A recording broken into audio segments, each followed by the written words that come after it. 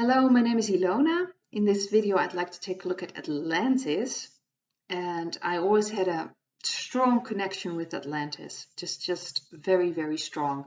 And I do believe in past lifetimes, although obviously there's not really such thing as time, but we do have been living in a linear time in a way. We believe we live in a linear time. So I see this as a past life that I have, experienced. And we are now in a time that a lot of things that happened then are repeating itself and that we can learn from it now and heal it now. So this is very important to look at. So I want to take a look at it. I've searched some things. I've found a very interesting article about Atlantis. I'd just like to talk about it a little bit that resonated with me. And Atlantis most likely lays in the Atlantic Ocean or was situated in the Atlantic Ocean. I believe Edgar Cayce, a medium, spoke about that. And that is a bit my feeling that it was actually around that area. It, for a long time, was a beautiful place. It really was a golden age. We were at that time, Atlantis was a very high civilization, way higher spiritually, technologically than we are now. There were, it was, interdimensional place. A lot of from space were visiting. We have spaceships flying around. Everything was powered by crystals. Like a free energy that was used. There were light beings there, just walking around. There was a deep connection with everything around us in a way. It was just a very high civilization. Psychic powers were very normal. Just so much, a very comfortable climate. It was just very, very beautiful. There were like 3 major islands. Poseida, Arion, and Og, and there were 2 minor islands, Atalia and Air, that belonged to the Aryan race. It kind of followed the law of one, and there were, I think, 12 laws, but law of one was the most important one, and that was everything is connected and everything is part of the creator, the real God that created everything. So everybody was living in that understanding that it's very important what you put out, what you think, what you say. I believe there was telepathy at that moment in time. So, like I said, a very highly evolved soul consciousness at that time. So there were a lot of things happening.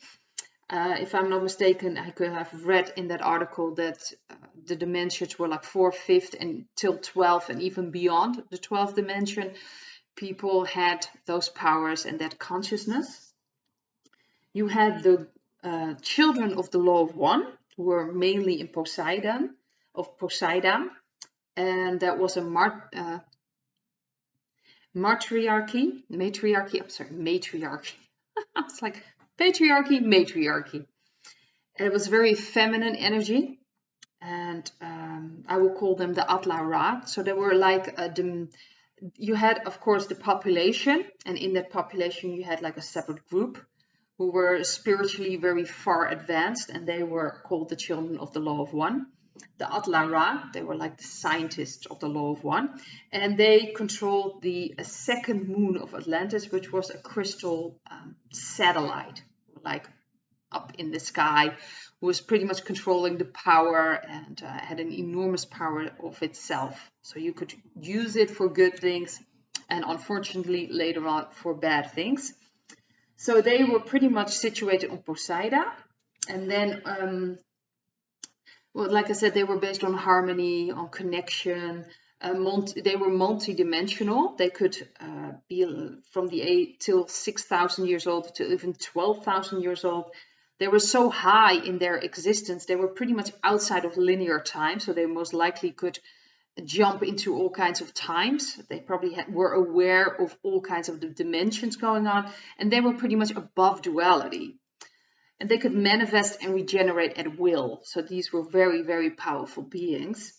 Unfortunately, because they were kind of outside of the duality, what I understood from the article and kind of sensing it personally, so they didn't oppose the decline that happened in the Aryan part The Aryan part fell victim in a way to power.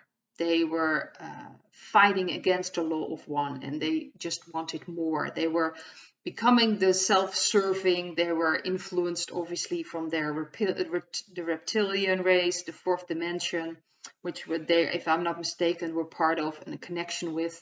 And they infiltrated the Aryan. That's where it started, pretty much. That's where the infiltration started.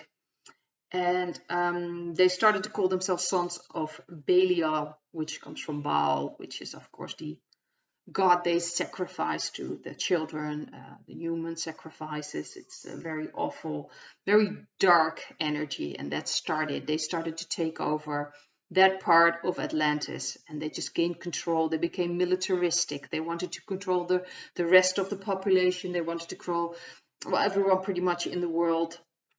And they wanted to control of the crystals. They wanted to control of that crystal satellite moon, the second moon of Atlantis, which they call the second moon.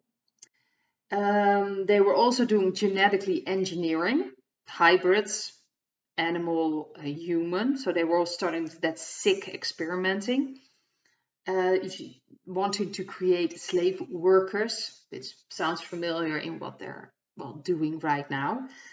Cloning apparently started in that time. So that's interesting to know, because then they've been cloning for a long time.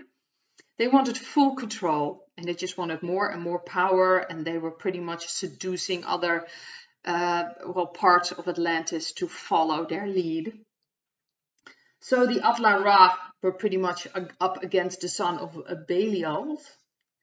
And they kind of, it's of course this is in a period of time, but they kind of gained control, and there were conflicts going on. And well, this is what they do. This is what the sons of Belial do, and what they're doing, of course, if you just look around in the politics nowadays and, well, in our history, they say one thing, but they mean another. Hidden agenda. So they came to the Atlan Ra. We want unity. We want to compromise. We need to get together. We really want to help this further. We don't want this destruction anymore. And if you'll gain control of the genetic engineering part, maybe we can have control of the crystal satellite. We can, find our way. We really want to change. We really want to do good. We really want to change our ways. And unfortunately, that moment in time, they didn't see anything wrong with it, or maybe they were not, I don't know exactly what happened, but at that moment in time, the Atla Ra were pretty much, how do you say that? We're like, okay, let's do this. So they kind of didn't sense it, didn't want to sense it, the manipulation that was going on. So ultimately, the sons of Belial gained control through all kinds of sneaky ways of the crystal satellite, and they started using it as a weapon against the people that were opposing them. And ultimately, the Atla Ra started warning them, this is going to overload, this is going to crash, things will happen. Ultimately, it overloaded, it crashed on, I think, Og, the island of Og of the Atlantis, and it started earthquakes, it started explosions, it started tsunamis, the Great Flood that's been known throughout the world in legends and myths, and that was pretty much the end of Atlantis. Most of it disappeared under the water. Of course, before that time, the Atla Ra already sensed things were happening, so they took the nine master crystals and put them somewhere safe until the time was right for mankind to use them again. Also the crystalline skulls and data recording skulls, I think, or crystals, they put away all the information that was important, which was a pretty tough, difficult situation to do, but they felt they had to do that to protect that and protect that the crystals weren't going to be used for other nefarious reasons. So this is about the story of Atlantis, and you'll see there are a lot of things so similar. It's about the gaining of control through manipulation, through not seeing or not wanting to see, or turning away. So a lot of people, well, I personally believe in reincarnation. It's not really a question for me. So I understand if people are watching this are like, well, I have nothing with reincarnation. I understand that. Then maybe you could see this more as a telltale of what can happen here. But I feel that a lot of people that were there at the time, and we most likely had lives on Atla Ra side and lives on the son of Balian, because most likely you will get perspective from both sides. And of course, how you grow and how you use your consciousness is what you take with you in this life. And I just have a feeling, I find it interesting. There are a lot of people with connections to Atlantis that came to this period. And my feeling is that it is to right or wrong in a way, to make sure this doesn't happen again. And this time we're ready. We are going to see everything. We're not going to look away, even if we did that unconsciously at that moment in time.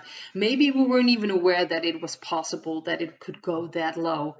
Because let's face it, a lot of problems at this moment is that people have problems waking up. They don't want to believe the truth. They have a hard time believing that that they can be this evil, they can be this bad, it can be this destructive. And I have a feeling that's probably started in that period that certain people didn't want to see it that way, or fell for what people would tell them and not what was really going on. And that's pretty much what we need to do right now in this time period. Discernment. What is true, what really resonates with us. And we can only really sense what is right and what is wrong if we're connected with our consciousness, if we're connected with that God spirit that we have, that we possess. If you don't have that connection, if we don't spiritually align with that, people can pretty much do what they want with us in essence, or we get stuck in a certain way and we don't want to look beyond that. We have our comfort zone and that's it. We're not going to look beyond that. This is what's going on. This is how we believe everything is. So in a way, there are a lot of people with pain from that period because the devastation was awful. People who were involved in it, unfortunately, maybe even participated without their knowledge to this destruction. They've taken that pain with them. I can feel the pain as well from Atlantis. It's horrifying. I have a feeling I was part of that group as well, in maybe not even from the Atla Ra, but I was somehow involved with not understanding what was going on and too late realizing what has happened, that I didn't see it at the time. I didn't want to see it at the time.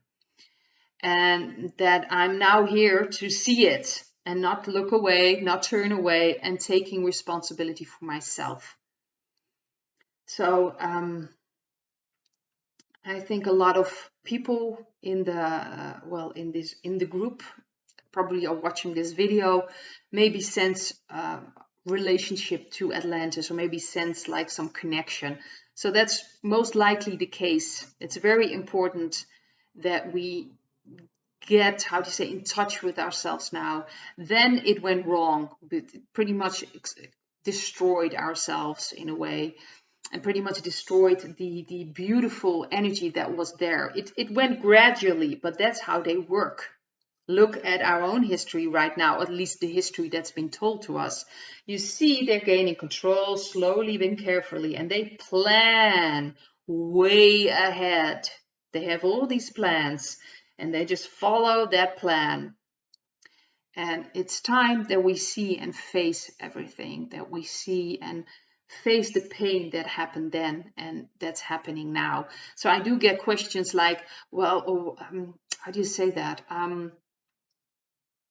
Well, why are they hurting innocent people, or why aren't people waking up, or why is this happening right now? And well, I didn't choose this. I had nothing to do with this. Fortunately, you're here. So you have something to do with this. And whether you understand it or not, you have chosen on a consciousness or unconscious level, you have chosen to be here. Your soul wanted to be here. So there is healing for you to do right now. It's possible this is just to watch this or just to experience all these energy, and maybe your soul contract leaves it at that. it is very likely that you're a part of Atlantis or other, maybe even star seeds in a way, and that you're here to fix things or to learn things, or it's because you want to be here and help people out in a way. We humans have, of course, our origin in extraterrestrial as well, our DNA. So it's very likely that you came here for a reason to help, came here to experience it, came here to right or wrong. There's a lot of possibilities, but you came here for a reason, whatever it is. And a lot of people also had to learn that this time they need to watch it, they need to be ready, they need to see things, they can't look away. You can't cover this up with a blanket of love and just pretend everything is going to be all right. So it's also important for people to realize that. So there's so much going on.